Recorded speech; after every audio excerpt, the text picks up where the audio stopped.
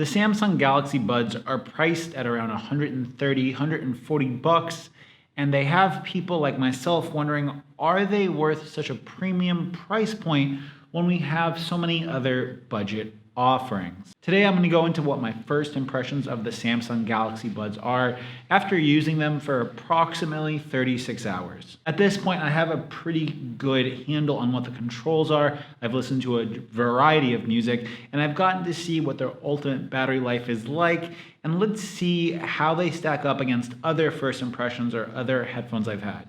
Now first, and right off the bat, we have the build quality, and I'll say that these feel very, very solid. In fact, when I asked Alex what he thought of them here in the studio, we had pretty similar feelings, and I'll cut to that here. Okay, so part of being in a studio means that I can get other people's opinion. We just unboxed the Samsung Buds Plus. I have a couple other headphone models here that are of a similar price, and I just want some people's first impression of how they feel in the hand in regards to materials and build quality. It's something that's part of my new rating and review system, and I want more than just my opinion. So we have Alex here. Do they feel, because I think these... I think this feels a little bit real because of the weight. Yeah, I can see that. They have, it makes it feel more quality because of the weight. Yeah, that's my very first impression. Okay, we have, these are the JB's I think this one Firefly. Is it fake? No, it's not fake anything. It's just a different brand. How does that feel by comparison? Circular shape here, it makes it like more ergonomic, more sharp, and more quality than this one. That feels cheaper. Yeah, I've got to say that. I'm sorry, but I don't want to offend any. No, that's fine. But this one like a little bit lighter, and the color and the very first look at it is not it's not as premium. Yeah, not like this one. Okay, these do feel more dense. I have to say that feels like there's more inside the case, but. How does this feel? This is the MiFo 05 Plus. I don't know. I have no idea about the brand. I know. I'm saying the brand for the people watching because they're familiar. This one is pretty heavy, but the lid here is a little bit like not very firm. Yeah, the lid, there's some play. We said there's some play in the mechanism. Yeah. So, but do these feel as substantial as these? this one is a little bit. I'm not sure about this brand, but yeah, a little bit more because I like iPhone, Apple products. You like the aesthetic, the metal. So like I like the color here, and then because this is heavy, and maybe the quality of it is better. Yeah. Okay, so that is something I have to say. I noticed immediately when picking these up. The case and what's in the case, it does feel more substantial. It feels like there's just more components and more weight to the case. It feels denser. In regards to the plastic, right, like being this shiny plastic, to me that's a drawback because immediately this is gonna like get fingerprinty, and like I should have shot more B-roll of this before handling this because now they look bad. And it kind of goes without saying that these headphones have a very, very dense feel in the hand, or at least the case does. When you lift up the case lid is very well dampened. It stays open when you open them up so the headphones don't fall out. And ultimately, I find that the case feels very satisfying in hand. To note, when you do use the app, you can see how much battery life is left directly on the case, although there is an indicator light on the front. It's also worth noting that this case does charge with Qi wireless charging as well as USB Type-C, but honestly, I don't know how much you're going to be charging these because the earbuds themselves last for over 10 hours of playback before you need to stick them back in the case. So really all day battery life. And if you're someone that works a job that allows you to wear headphones, you could take these up, put them back in the case on your lunch break, and be good to go basically indefinitely. The 11 hours with the headphones plus the charging case means that you get a total of close to 20 hours of overall playback, or one full recharge from the case.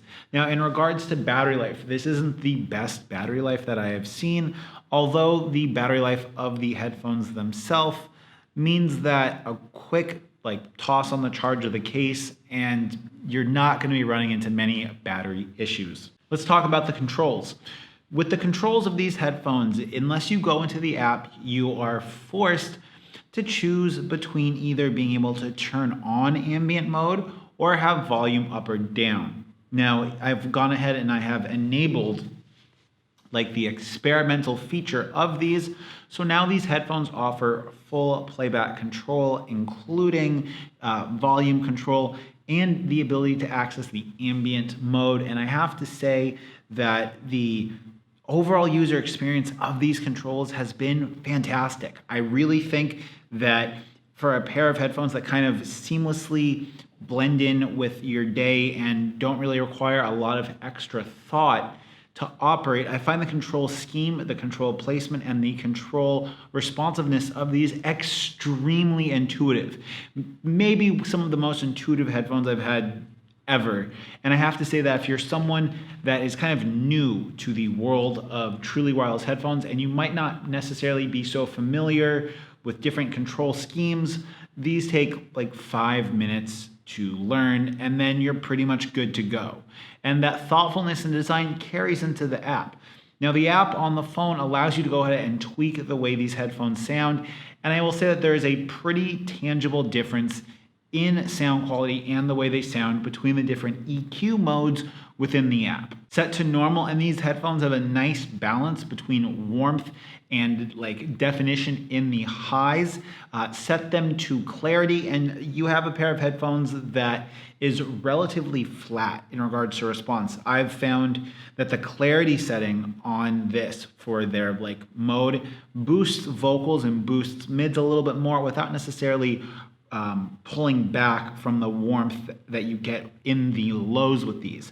Now, these headphones do feature a stacked dual driver design. Shout out to my Telegram group that put me on to the like update and design of these, because I would say that I wouldn't have known that they are dual driver because Samsung doesn't really like advertise that. That said, because they are dual driver, you do get to have 2 sources of sound per headphone, and you can kind of customize the balance of sound between them. And these headphones can go from having a very tight, controlled, and kind of refrained bass to having a very warmth and kind of welcoming sound that's very, very playful and energetic. I would say that when going to the gym, I think that there's some mode that I use on them. It's kind of, I think it was the powerful mode. The name of the mode escapes me, and I'll have a screen capture with it up right now.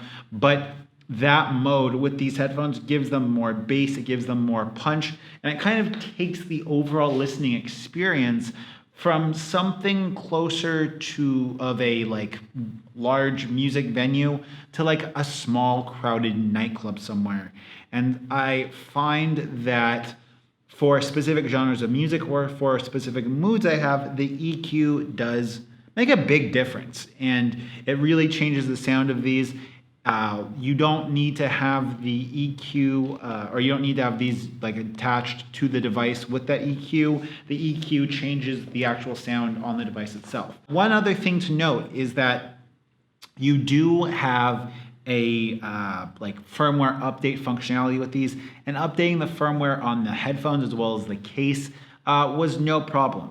In regards to any other features and like quirks, I would say that these headphones, it's interesting that they don't feature aptX, but if you have a Samsung specific device, you are going to get a Samsung specific audio codec that transmits between these headphones and your Samsung device.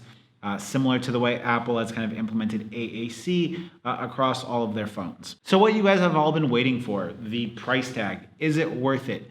Well, at this initial impressions, I don't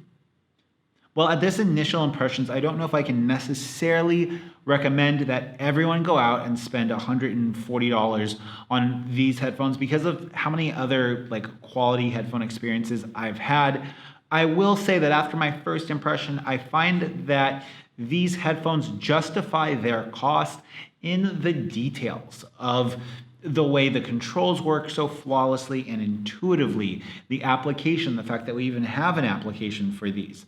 If you guys want me to do a deep dive on the application, I will. The sound quality of these is excellent, and at the same time, it's also very versatile, and the EQ does a great job of really tailoring the sound depending upon the genre of music you want to listen to. Now, if I had a friend of mine that was in the market for a pair of truly wireless headphones, he wanted something to go along with his Android device, and he was willing to spend around $100 on them, I would say that if he did not want to go ahead and try other like off brands like Mifo or JB's, I would say that these are an very, very easy to recommend choice. They fit great, the controls are great, everything about them has been phenomenal. And it's from a brand we all know and trust, being Samsung. I'm going to come back and revisit these in another couple days after I've used them more to give you guys what my full review of them has been, as I always do. And until next time, guys, it's Mitchell coming to you guys from Hanoi. Peace.